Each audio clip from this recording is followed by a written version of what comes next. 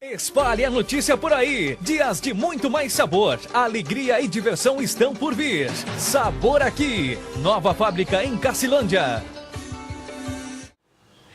Essa é a Adriana Matos, que está fora do Brasil há mais de 10 anos e voltou essa semana para visitar os amigos, visitar a família, comemorar o aniversário dela conosco.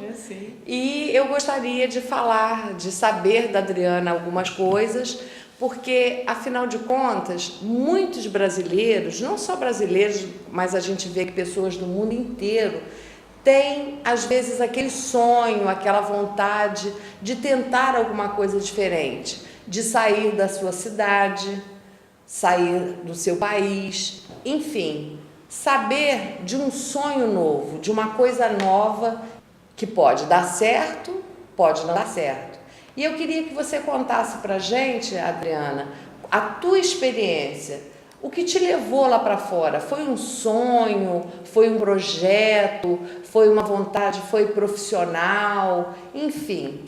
Como que você foi parar onde eu estou? Onde você está hoje? Hoje, eu acho que, Luísa, se fosse para resumir tudo, é um pouquinho de tudo isso que você mencionou.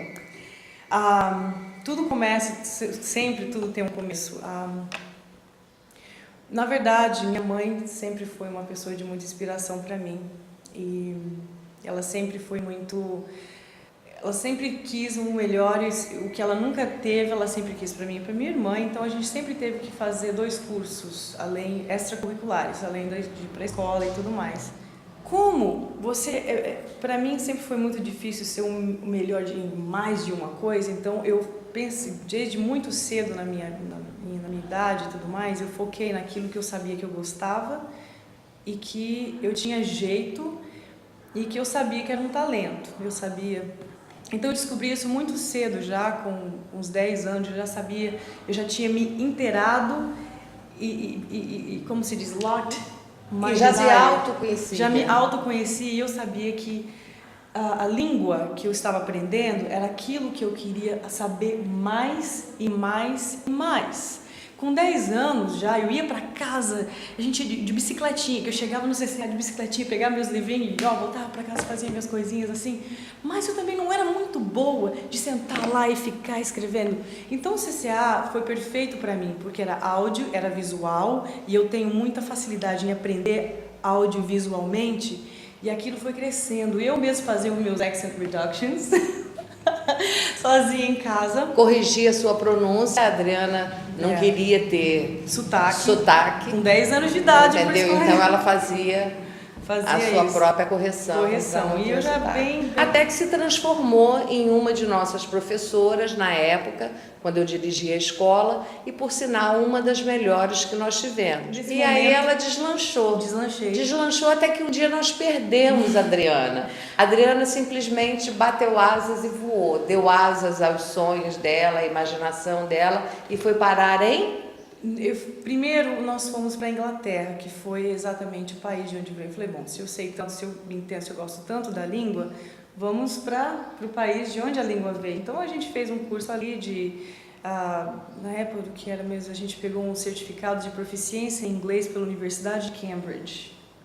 O que foi mais difícil quando você resolveu se estabelecer lá? Foi a saudade dos amigos, foi a adaptação à cultura? O que mais você falou assim, ai, tá difícil de carregar essa parte? Olha, Luísa, saudade dos amigos, eu tive muita saudade, mas os meus amigos de verdade sempre me deram força. E eu sempre soube dentro de mim que não importava, 10 anos ou 20 anos, eu voltaria e seria a mesma coisa. Então os amigos que a gente conhece, aqueles estão ali, não importa. A família... foi uma peça muito importante, foi um fator muito importante, na verdade, para me dar muito mais força, porque os meus pais sempre me apoiaram muito.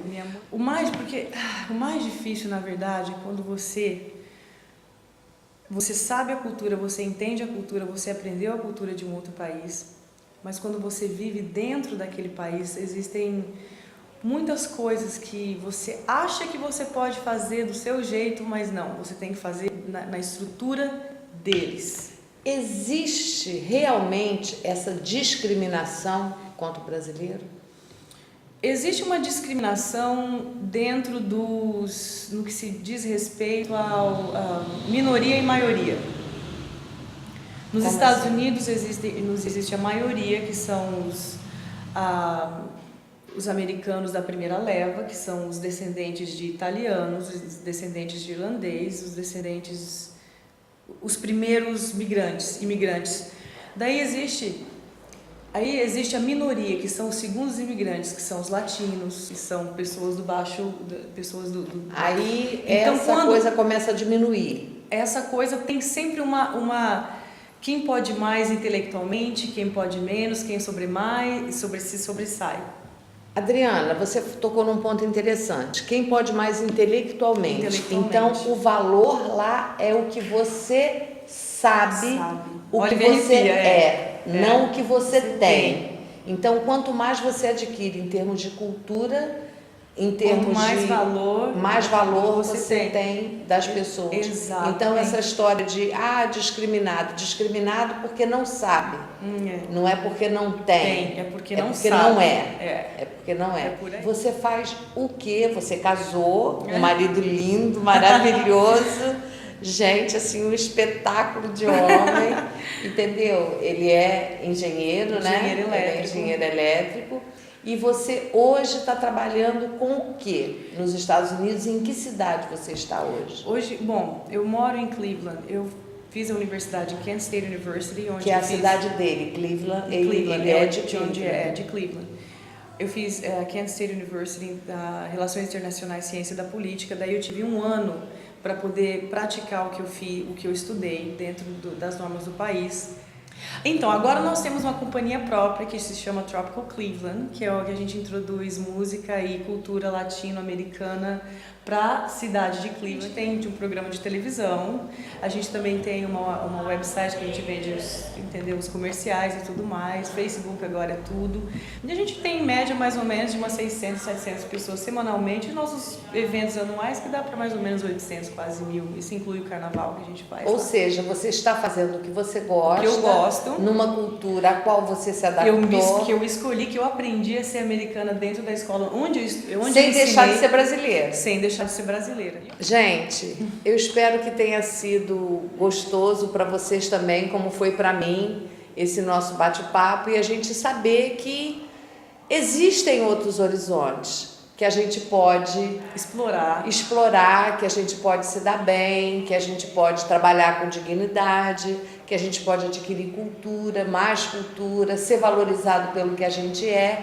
E eu acho que no seu caso agora, o mais importante, divulgando a cultura do próprio país, que é o que a Adriana Matos está fazendo agora em Cleveland, lá longe, mó frio, mas que está dando super certo. Eu gostaria de reforçar de que garra é muito importante. Se você tem um desejo, uma vontade, nunca deixe seus sonhos e seus anseios, as suas vontades, nunca coloque a segundo plano.